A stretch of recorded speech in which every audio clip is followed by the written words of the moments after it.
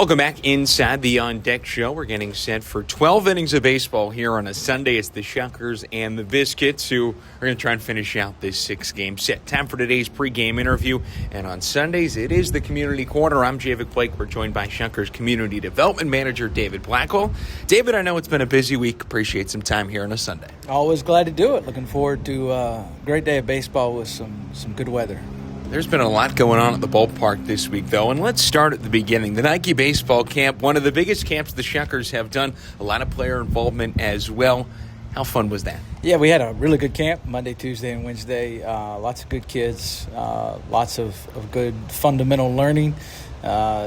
We had almost 30 kids out here all 3 days, and it's a really good camp.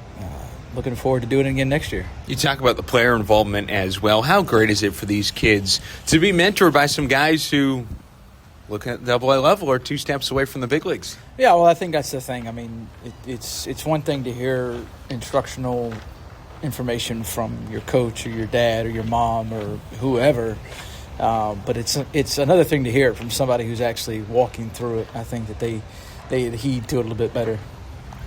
Well, what was the kids' reaction as well to that camp and the player instruction? Well, I think from all accounts, I think everybody loved it.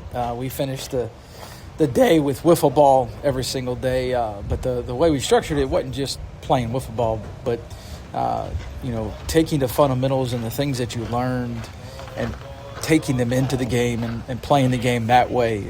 So I think that was the biggest part. That they learned that, it's not just going around there and having a good time. It's, doing it the right way. So it was good. What was the best moment you saw between a player and a camper?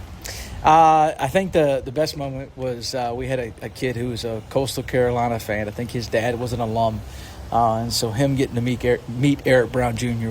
was pretty special. That was a cool moment to be a part of and to see that play out. So I would say that tops the week so far. The Heart of a Shucker Community Fund also made quite the large donation to the Walter Anderson Museum, had a number of museum employees out at the ballpark.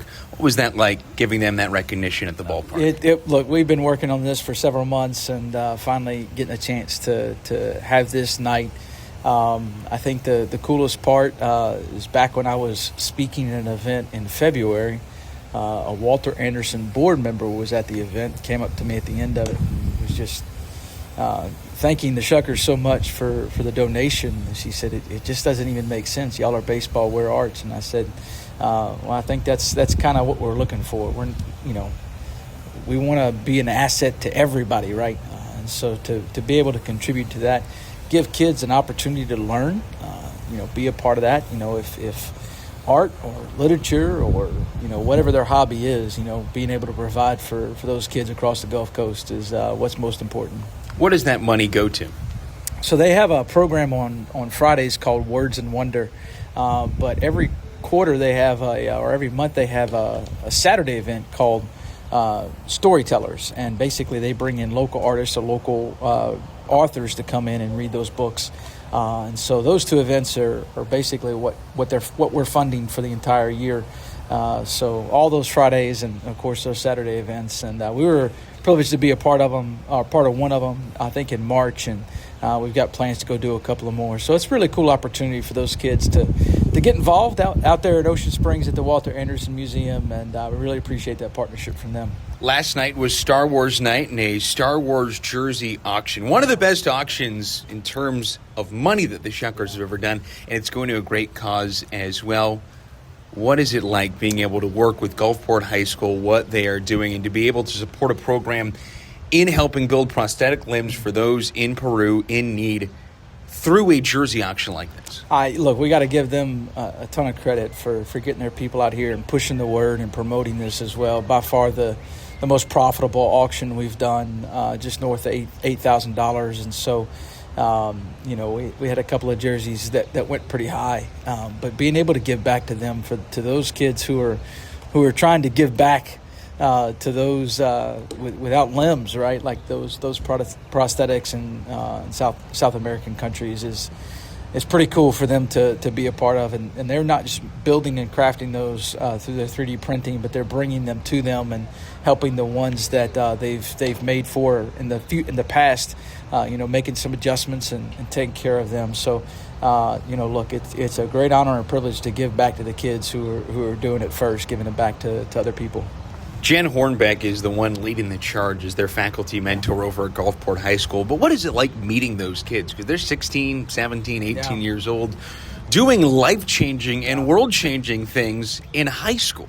Yeah, look, I'd have to say that, it had been a cool thing to be a part of when I was younger. I certainly didn't have that opportunity. And, so I'm a little bit jealous of that. That's just, to learn not just the process of how all of that works and put themselves in a better position as they grow older, but man, literally life-changing work that they're doing. It's hard to imagine what that's really like. And so, this is, in my opinion, the least that we could do. They're the ones really putting in the hard work and the hard effort. So kudos to them.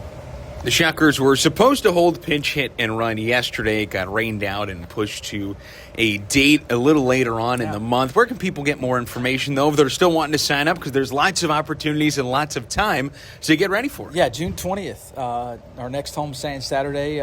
Really all it does is give us another week or two to get some more people in here. So I know there were a lot of kids playing in tournaments this weekend that weren't able to be a part of it originally.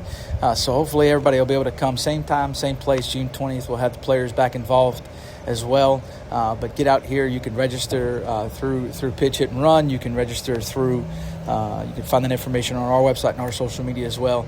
But just a great opportunity to get some kids out here, work on that competition, and hopefully earn their chance to a regional competition.